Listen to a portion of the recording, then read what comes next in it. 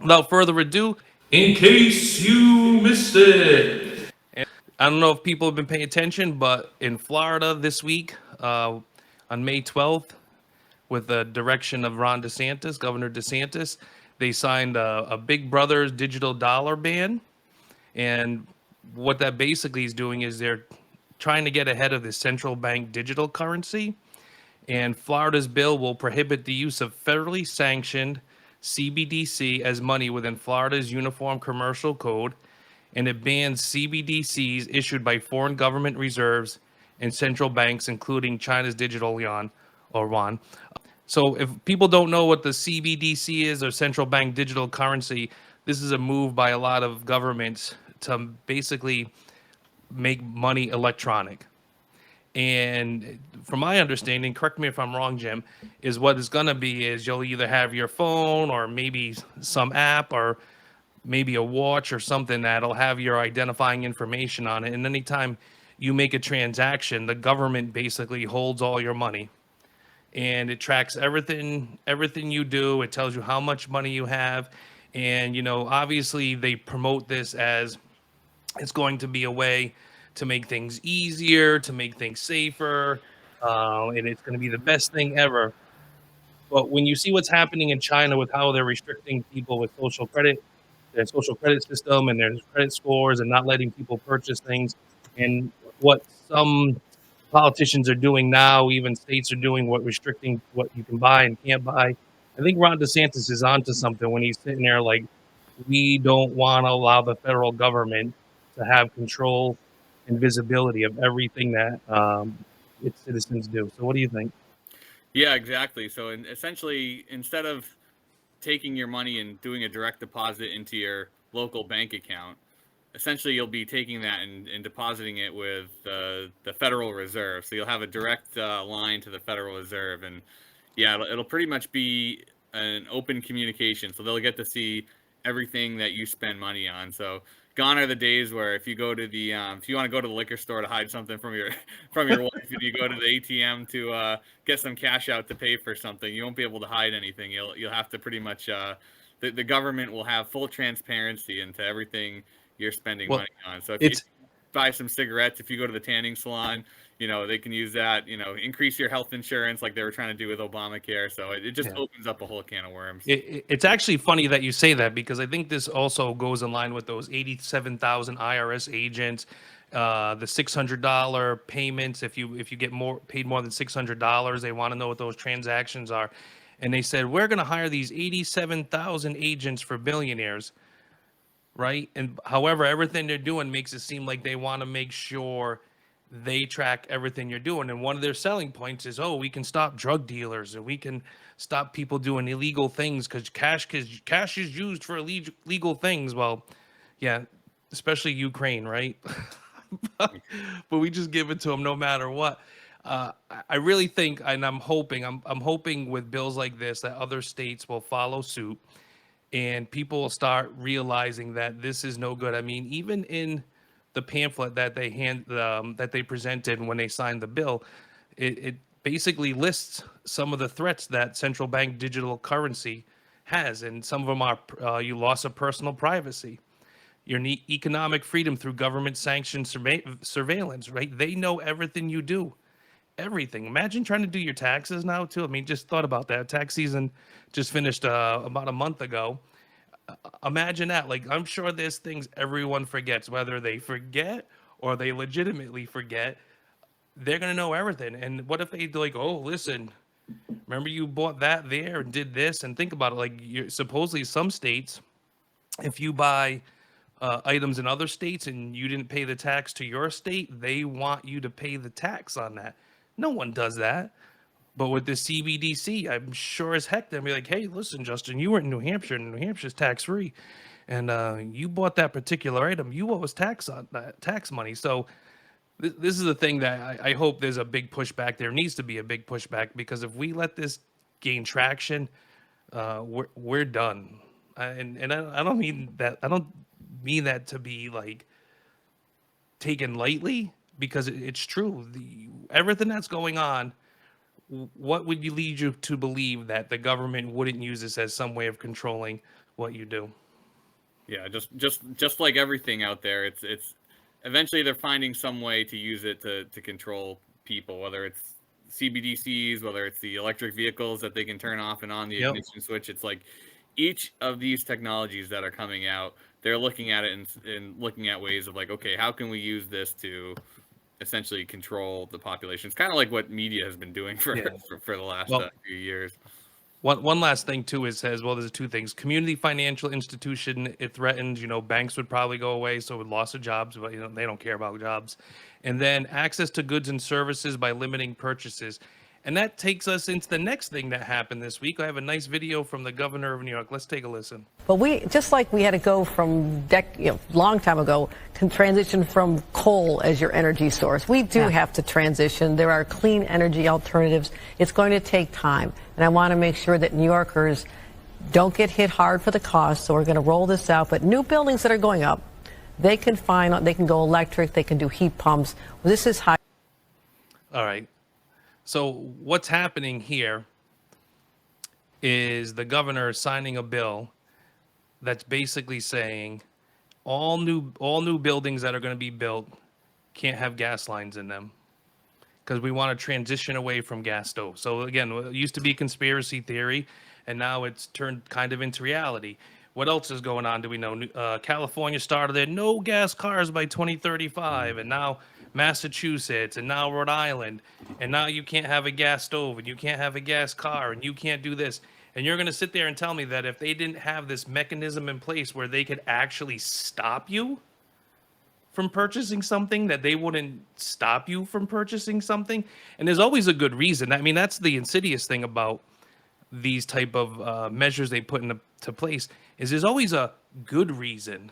We're saving the planet. We're doing it for your health. We're doing it for your benefit. No, it's not. We're supposed to be United States of America. We're supposed to be free to make our decisions. If I want to go buy a steak, because this is things that they say is like in the future, they'll limit how much you can eat. Oh, Justin, you need to lose weight, or you've met your steak quota eating this month. We will stop you from buying steak, or we will stop you from buying this type of product. That's not the kind of country that's free. That's not the type of country I want to live in. Why are we allowing politicians to dictate everything that we're able to buy and not buy? This might be the hill that I die on. So, in Texas they have the cannon on the flag and it says "Come and take it." So I think maybe here in New York they should start putting gas stoves on a flag and with a come and take it logo on it, because I mean, it's just funny because really this goes into the whole energy conversation, and we've talked about this in the past, but if the goal of trying to help climate, I think is what this is directed at, and it doesn't even help with that. I mean, we've talked about the way to have a robust electric grid or energy sources. You have to have your energy sources have to be diversified. Yes. That means you have to have nuclear power. That means you have to have natural gas. That means you have to have oil. That means you have to have electric. And what happens is the more that you put all your eggs in one basket in one energy technology, well, guess what? If that energy power goes offline for whatever reason, you're screwed. It's like you have no diversification in the energy source, and that's one of the big problems in New England is actually we rely so much on emergency energy at some points during the winter, where if we ever ran into a crisis, it would be a huge deal because we're slowly putting all our eggs in one basket in one energy source. We could also talk about how a lot of these new high efficiency heat pumps and air conditioning units, in order to get the rebates on them, states what they're doing is saying, hey, you have to get these smart thermostats. And in some states, what they did is they said, hey, listen, if you let us install these smart thermostats, we'll give you these rebates, but you have to allow us to control your temperatures. And in some of the hottest days when the grid can't handle it, what they're doing is that the state's going, yeah, you can deal with 82 degrees in your house. Do you remember, I think it was last year in Germany, when they were running into their energy problems because they started divesting away from nuclear, which is safe. Yep. And they started taking off their nuclear power plants without replacing it. They ran into this big energy crisis last year, and they were pretty much telling residents they can't keep their thermostat above 63 degrees during the day. And I don't know. I just thought that was, I mean, just goes to show you how this effect of banning gas stoves or not really thinking about the energy situation can lead to real decisions on people's lives. The government was literally telling people what temperatures they could set their thermostats to during the days and during the nights. Well, another thing that you say is government not thinking, and sometimes I say insidious on this show because I think sometimes there is an actual plan afoot. However, I think sometimes our politicians don't sit there and actually think about the long-term effects of their choices and decisions they make. And I think sometimes if you're politically involved or you're a person that actually looks at situations and tries thinking of more than what's presented in front of you, like the long-term effects of certain situations or certain things that are going on in the country, and you sit there and you raise your concerns, and people are like, oh, you just hate people and you just want to kill the environment, and you're like, no, no, no, like, can we do more than just look at a problem and say this is the solution, and never see if the solution is a good solution, if it's a long-term solution, if it works?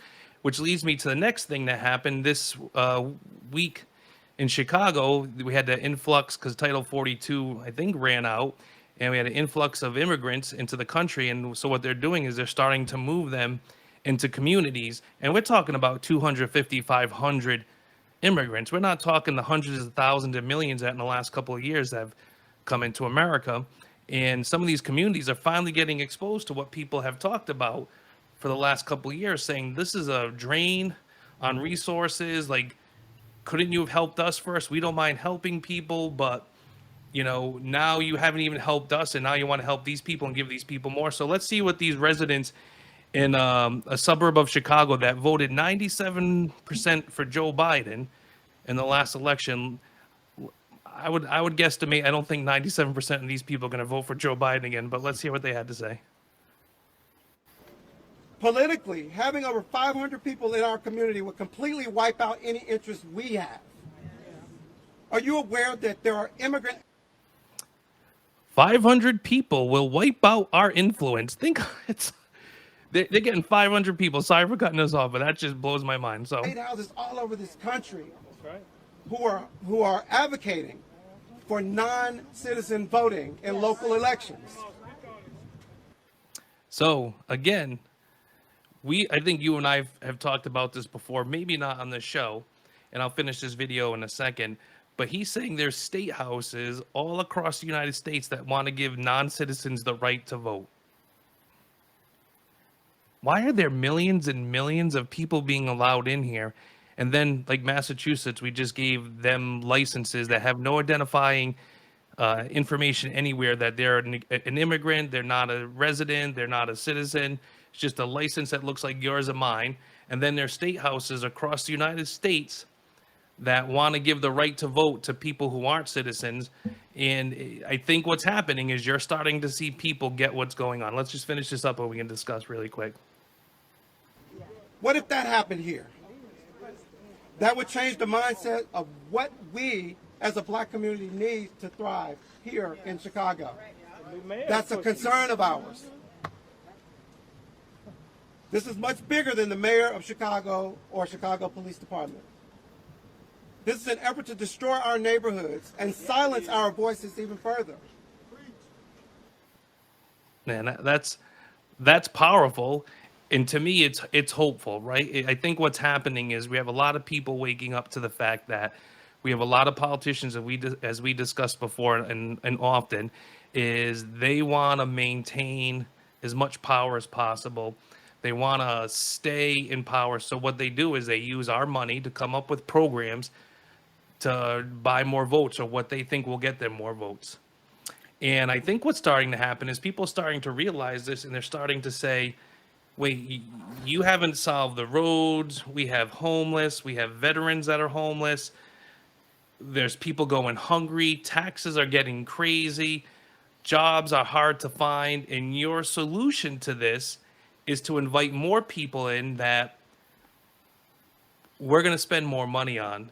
Understand it's not all about money, but I think what people always would say is charity begins at home. We have to figure out and we have to get our house in order before we start trying to help other people out. So I'm hopeful that in the next election, a lot of these people are gonna, when this stuff comes to their doorstep, because they didn't have to deal with this before, they thought it was other people's problems, but now that they're dealing with this, I hope they make their politicians pay. Yeah, and it is like deja vu because this has been going on for a long time. I remember in Lynn a few years ago, it must have been, I don't know, 2014 or 2013. They were shipping busloads of migrants to Lynn, and then some of the local city committees had spoken up saying that they don't have the budget and that this is putting a lot of pressure on their social services. And the fact that they're doing all this stuff under the radar tells you everything that you need to know. It's not like they're like putting this stuff out in the public. Oh, hey, we're moving this bus. Like, come, welcome. Let's celebrate, and let's welcome everybody. It's like they're doing all this stuff in the middle of the night. I just even talking to people around here, I've seen people have talked about that they've seen like these buses even coming into Massachusetts in Yep. like the middle of the night and on the highways and stuff. And it's just like, we talked about the local story in Taunton that's now apparently accepting migrants as well. So it's just all this stuff is being done, in the middle of darkness, in the middle of the night. And it's just like, obviously, if it was something that they were proud of, that they would be doing this stuff transparently and publishing what's actually going on. Well, last week's episode too, we discussed how the United States is the largest human trafficking organization in the world, and like you said, it's representative of a lot of issues that go on in our country. Is a lot of it happens in the dark, and there's a reason why it happens in the dark, because they don't want people knowing what's going on. So the transparency or the loss of transparency that we have over government, that has to change. And I think citizens have to start demanding that. So that kind of gets me to our next thing that happened this week. They voted on some sort of rushed bill that had E-Verify in it. And Rep. Tom Massey, I love Rep. Tom Massey. People follow him on Twitter if you can. He's actually pretty good. He actually had a tweet out there, and then I'll follow up with a video and we can discuss this. But in his tweet, he said, if you give the federal government more power, they will weaponize it. Biden showed this when he used OSHA to make employers force their employees to get vaccinated. In the pandemic, the national E-Verify system could easily become a national V-Verify program. So what happened is when they signed this legislation, there's E-Verify in it. And what they're saying is like, oh, if we implement this E-Verify for employment, we can verify who's here legally and not legally. And then what we can do is we can, get them out. And that's the sale, right? They're going to sell you on that. Well, the problem with it is that's probably not how it's going to work. And it's funny, there's already, as the video will show, there's already a carve out in there. And the carve out is for people that work agriculture. And the funny thing to me about that is that's what they always say, right? When these immigrants come over here, hey, they're gonna do the jobs that American citizens don't want to do. And that's a whole other discussion we can have some other time, that we're having people come here and pay them low wages to do jobs that we don't want to do. That kind of sounds like something that, I don't know, a couple hundred years ago we had in our history that a lot of people complain about. But that's a topic for another day. But let's listen to this video and we can discuss it. And then what I would really like to do is, it's kind of funny, when I was going through these stories and I was putting them up for this week, I didn't really think about it too much. And then when I was, going through how we were going to run this thing, I realized that there's a common thread to all this, and I want to tie that into a nice bow when we're done. So here you go. The House today passing the Secure the Border Act, which would resume border wall construction and reinstate Trump's Remain in Mexico policy. But of course, it's the federal government. It's not a perfect fix. 2 Republicans voted against the bill. The major reason being the proposed national E-Verify system. If you've read about that, you know how incredibly problematic it can be. It requires employers to check workers' citizenship status. My next guest says this would give the federal government way too much power over your privacy and private business. even if you're here working legally. So why is a national e-verify system a threat to your personal freedom? Joining me now to discuss with all the answers, Kentucky Republican Congressman Thomas Massie. All right, let's get sassy with this, because you're absolutely right about e-verify, and I'm curious why a lot of Republicans think that this is the great Band-Aid. How did Joe Biden force millions of people to get vaccinated? Through their employment. That was his enforcement mechanism. He took a bureaucracy that already existed, which was OSHA, and said, we're going to use OSHA to make sure that employers force their employees to get vaccinated. So maybe we shouldn't call this E-Verify. In the next pandemic, it may become V-Verify. Yes, absolutely. And frankly, I'm surprised that Republicans who've talked about limiting the power of the federal government and the ones who were up in arms about the vaccine mandates, especially the ones that were foisted on employers with more than 100 workers.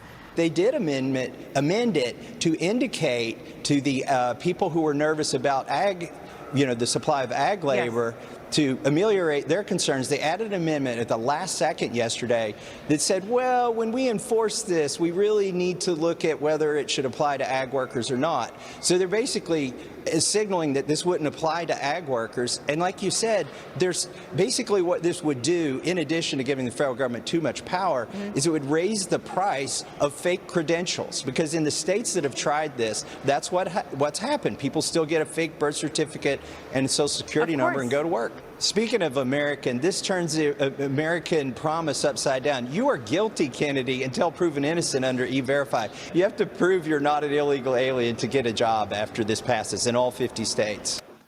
The House today passing the Secure the Border Act. And that's the thing is, I think if you follow Tom Massie on Twitter or Facebook, follow him somewhere, because he's very prescient on a lot of issues going forward. He's always looking not at what's right in front of them, but he's looking at what the solutions are that are being proposed and what their potential long-term effects can be.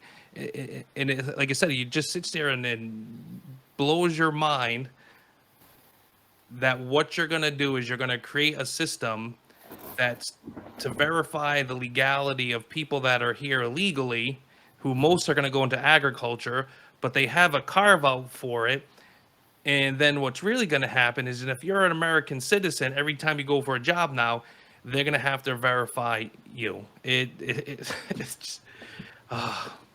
What's interesting about this, too, if you rewind the clock about 10 years ago, I think E-Verify was probably one of the biggest things that the Republicans at the federal level were pushing for. I remember this being like a big thing during Mitt Romney was campaigning, and obviously immigration was still a big issue then. So it's just kind of funny how it's kind of transformed. But I think the difference is that when when E-Verify is talked about, it's like there's a difference between it being at a local level and being a national database, where yes. if it's instituted at the local level, where if employer, for example, just is able to run a check on someone at the local level and like see their immigration status, versus like if there's a national database in terms of of people. And I guess I don't know if I fully understand the difference there too, because like you're going to have a database of some sort in order to check if people are illegal or not. So it's kind of funny how it seems like it's been used as like a wedge, and then all of a sudden now it's this gateway to kind of create this, like you said, the V-Verify of vaccine database or whatever you want to, whatever the next crisis is, to track whether you're in compliance with it or not. Yeah. So now I got that song stuck in my head. I feel like a number, right? Because that's all we're turning into. We're turning into just numbers. One of the things I said, how I'm going to put this nice common thread through all this, and as I was sitting here putting this together, this show, I realized we start off with central bank digital currency. We go to a government that's telling you what you can and can't buy or what you can and can't put in your house. We're talking about immigrants that come here. So there's a problem. The government, again, is always creating solutions to the problems that they make. And somehow those solutions always seem to take more of your rights away, right? So we have this immigrant problem. Now people are clamoring, oh, you can't do this. So, we have the solution. And the solution is to have a program that has a database that will verify that you can work in the United States. I mean, how can that go wrong? How can, oh, Justin, you can't work. You can't use your cash because it's CBDC. You can't have this stove. You can't buy a gas car. You're just a really bad person, and you don't have the right political views. So we're gonna lock you out of all this stuff. It doesn't. That would never happen here. And guess what? We somehow the police got defunded, and all this violent crime started surging. And guess what? We're gonna solve your problem of violent crime. So we're gonna do you a favor and take all the guns out of society. So you don't have to worry about the violent crime that I don't know how it got created, but it just miraculously showed up recently over the last few years. Again, you create the problem and give the solution that you want to give. So, all right. So the last thing that happened this week, and it was funny because I do research on a bunch of different topics because I try keeping it fresh. I try getting a lot of different things that maybe people have seen and haven't seen. And I know a lot of people don't follow Ed Markey, the Massachusetts senator's Facebook page, but I stumbled across this beauty. And all it says is we need a $17 minimum wage. And I laugh so hard because Massachusetts, because obviously he's federal, Massachusetts is talking about a $20 minimum wage. And we did an episode on that. I think it was either April 12th or 19th, if people want to go back and listen to it. And I'm just going to really quick, we're going to get through this one really quick, is just say that I don't want to say stupidity, the stupidity of this and what people have to understand. And what I really need people to do is get this out when they talk to people and people talk about minimum wage, say your minimum wage people will always be your poor. There is no amount of money you can raise minimum wage to that they won't be your poorest people. And the only reason why, like I said, you and I discussed this ad nauseum, the only reason why politicians want to raise the minimum wage is they collect more taxes. They don't care about the elderly, the people on fixed income that can't deal with the price appreciation that will happen because of this. They don't care about how things get more expensive. And what they'll do is they'll blame your employer for being cheap and not wanting to pay you more.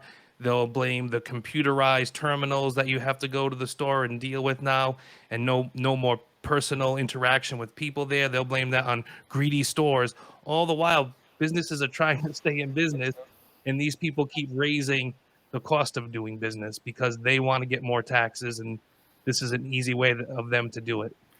What's crazy to me about this one is you can see the real world impact just going from state to state. Yeah. So I went to Florida recently. And I went to this nice Cuban restaurant. And inside the Cuban restaurant, there must have been at least 20 people there working in the restaurant.